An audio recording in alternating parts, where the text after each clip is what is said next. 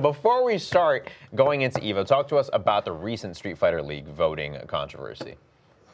All right, so unfortunately, beyond anyone's control, something happened with the polls and they closed an hour early. Now, some people might say, well, you know, how much can you really generate in votes in an hour? Well, the top 6 was extremely close.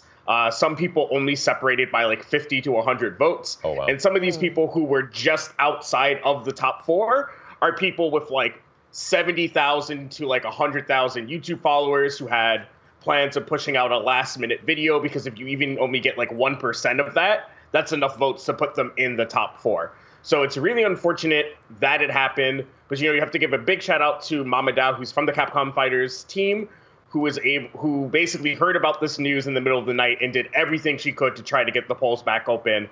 But unfortunately, there just wasn't really a fix that Capcom could find that would make everybody happy, because, you know, extending potentially one of the solutions people were trying to get to happen is like extending the voting another day. And that's not really fair to the people who are like in the top 4, because it gives other people like a huge amount of time to like get another surge. So it's a little awkward. Yeah, it's unfortunate that's the case, but hopefully people will still be excited, because this is a huge tournament. Give us an overview of what we consider the biggest fighting game tournament in the world, and what should we all expect from it? So we're talking about Evolution, right? You know, for Tekken and Street Fighter, this is what is called basically a super premiere. There's a lot of points on the line. Winning EVO for either of these events pretty much helps you put you into a lock for the end of the year tournaments. And then it's, you know, also an Arc Revo Tour event for, what is it, BlazBlue, Cross Tag. It's a really big event for Shamsho. You know, it's part of the Dragon Ball World Tour. So even though, you know, when we think of large tournaments, we think of things that cap off the year, this is sort of this EVO for a lot of games is an event that sort of catapults you into the end of the year tournaments.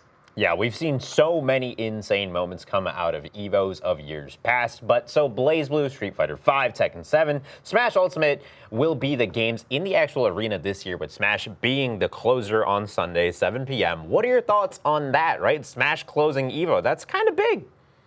Yeah, you know, it's been Street Fighter for as long as I can remember. But the thing to keep in mind is that Smash U, rightfully so, I think the Smash community has sort of gotten a lot of slack from EVO, and, you know, the Smash community gives some slack back to EVO.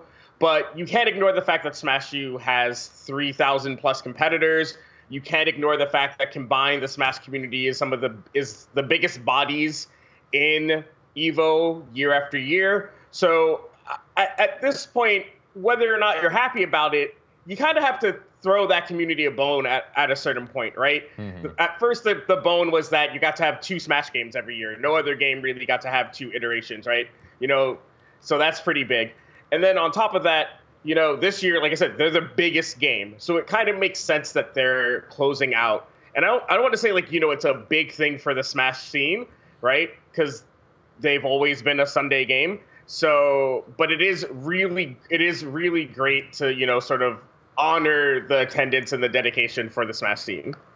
Yes, and you guys, you broke down your thoughts when it comes to the Smash U, but let's get into predictions for 2 of the biggest games at EVO, Street Fighter V and Tekken 7. But let's start with Street Fighter V. What are your thoughts on that, and what are some of your predictions?